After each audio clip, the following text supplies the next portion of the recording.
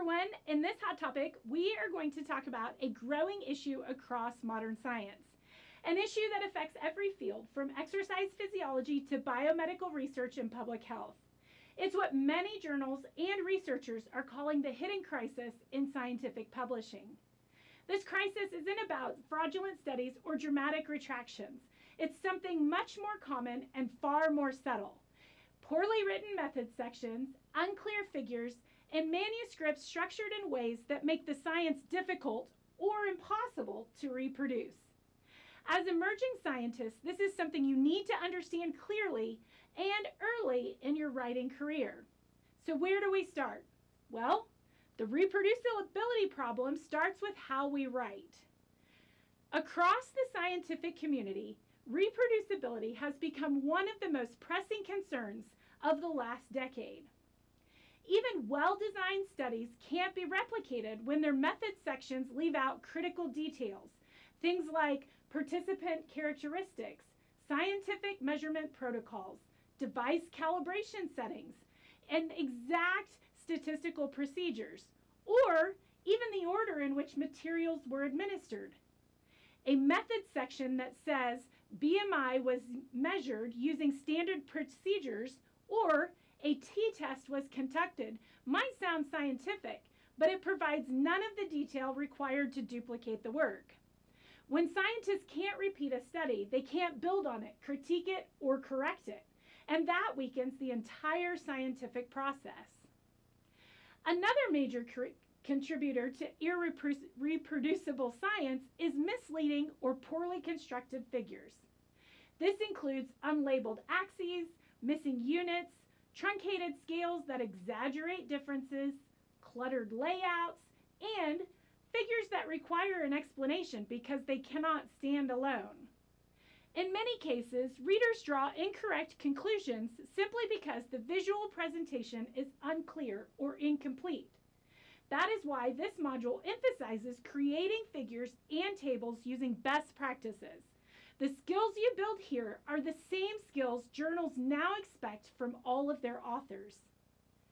Formatting matters, and IMRAD means something important. Every scientific manuscript follows some variation of the IMRAD structure. That is, introductions, methods, results, and discussion. This isn't an arbitrary tradition. It's a system designed to help readers understand the background and rationale, evaluate the rigor of the scientific methods, interpret the results accurately, and understand the meaning and limitations of the findings. But many papers violate these boundaries.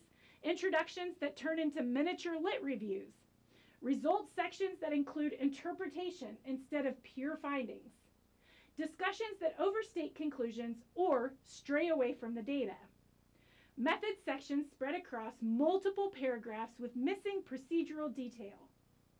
When authors don't honor these convictions, clarity breaks down, and so does trust in the work.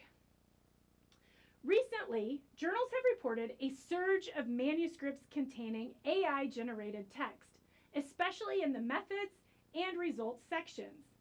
These sections often sound scientific but contain invented procedures, cite non-existent references, or describe statistical tests inaccurately. This adds a new layer of difficulty for reviewers and readers trying to determine what is real, what is incomplete, and what may have been produced without scientific oversight. This is why this course, your course, and CUC emphasize ethical and transparent use of AI tools. What does this mean for you as a developing scientific writer?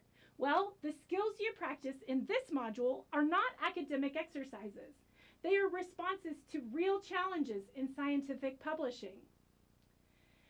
When you write a clear methods subsection, construct transparent, accurate figures and tables, you structure your manuscript using the IMRAD framework, and draft a discussion that is honest, balanced, and grounded in the data, you are directly contributing to the stronger and more trustworthy science. Good writing isn't separate from good research. It's part of good research. Your ability to communicate clearly is just as important as your ability to collect the data. As you move through this module, I want you to keep one question in mind. If another researcher tried to reproduce your work 5 years from now, would they have everything that they need?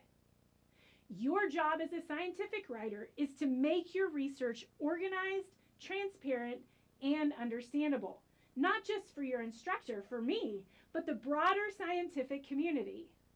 These skills that you build here will help you avoid the pitfalls that fuel today's reproducibility crisis and will prepare you to write manuscripts that are clear, accurate, and scientifically sound.